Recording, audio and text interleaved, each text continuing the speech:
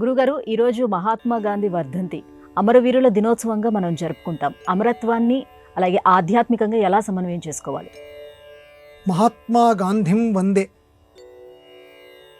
ఆంగ్ల పరిభాషలో my experiments with truth, తెలుగులో సత్యాన్వేషణ. చాలా తక్కువ ధరకి దొరికేటువంటి పుస్తకం. ప్రపంచంలో భారతదేశంలో పుట్టినటువంటి ప్రతి వాళ్ళు కూడా తప్పనిసరిగా అనేక భాషల్లో అది వెలువడింది, అది చదువుకోవాలి. అందులో ప్రధానంగా ఈరోజు చదువుకుంటే కనీసం 1-2 పేజీలైనా చదువుకుంటే గాంధీ అమరుడుగా మనందరినీ కూడా ఆశీర్వదిస్తారు. అమరత్వానికి ఆధ్యాత్మికతకి ఉన్న సంబంధం గాంధీ జీవితం ఈరోజు మనకి పక్కగా నిరూపించింది.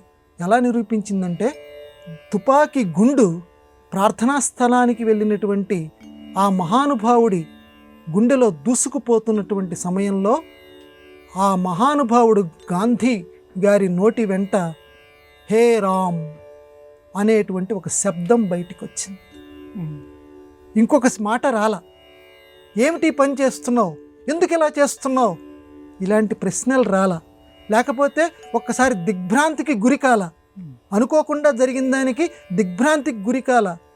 అటువంటి మరణస్థితిలోనూ ప్రయాణం చేస్తున్నటువంటి, తిరిగి రానటువంటి లోకాలకి ప్రయాణం చేస్తున్నటువంటి సమయంలోనూ కూడా ఆయన నోటి వెంట హే రామ్ అనేటువంటి మాటలు రావటమే అమరత్వానికి ఆధ్యాత్మికతకి ఉన్నటువంటి లంకె. అంటే ఎప్పటి నుంచో ఆ మహానుభావుడు దేశసేవలో పాల్గొంటున్నప్పటికీ తన మనస్సులో సబ్కో సన్మతి దే భగవాన్. కాబట్టి నిరంతరము కూడా ఆయన మనస్సులో ఆ శ్రీరామ నామార్చన, ఆ దైవార్చన జరుగుతూ ఉంటుంది. కాబట్టి ఏ నిమిషంలో ఈ జీవితాలు సెలవు తీసుకుంటాయో ఎవరికీ తెలియదు. కాబట్టి నిరంతరము మనస్సులో గనక ఆ సంస్మరణ జరుగుతూ ఉంటే భగవద్గీతలో చెప్పినట్లుగా అంత్యకాలే, చిట్ట చివరి సమయంలో మన నోటి వెంట అనుకోకుండానే ఆ నామస్మరణ వస్తుంది. అది రావాలి అని అంటే ప్రతిరోజు కూడా మనం అనుకుంటూనే ఉండాలి, ప్రతి సమయంలో కూడా అనుకుంటూ ఉండాలి. చేసేటువంటి ప్రతి పని కూడా ఆ స్వామికి అర్పిస్తూ మనం చెయ్యాలి. అలా చేయగలిగితే గాంధీ గారి జీవితంలాగా మనకు తయారవుతుంది. ఆయన ఆ చిట్ట చివరి నిమిషంలో హే రామ్ అని ఏ రకంగా జపించగలిగారో మనం కూడా మన మరణోత్కరణ సమయంలో కూడా రామనామమో లేకపోతే మనకి ఇష్టం వచ్చినటువంటి దైవనామమో అనుకోకుండా మన నోటి నుంచి రావటమో లేకపోతే మన తలపుల్లో ఉండటమో జరుగుతుంది.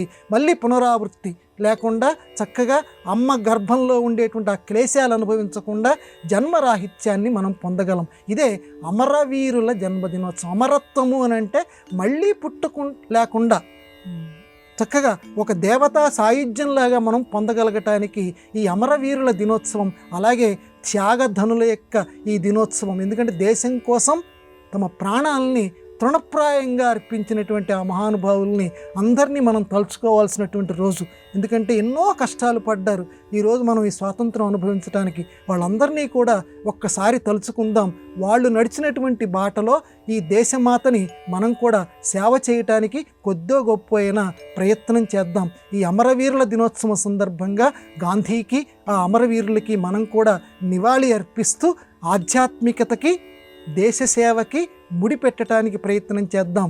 ఆ సత్యాన్వేషణ చదువుకుంటూ సత్యపథంలో నడవటానికి ఆ 3 కోతుల్ని గాంధీ గారు ఎలా సూచించారో, ఆ చెడు వినకు, చెడు కనకు, చెడు అనకు, ఆ 3 కోతుల బొమ్మ అంటే ఆయనకి చాలా ఇష్టంట.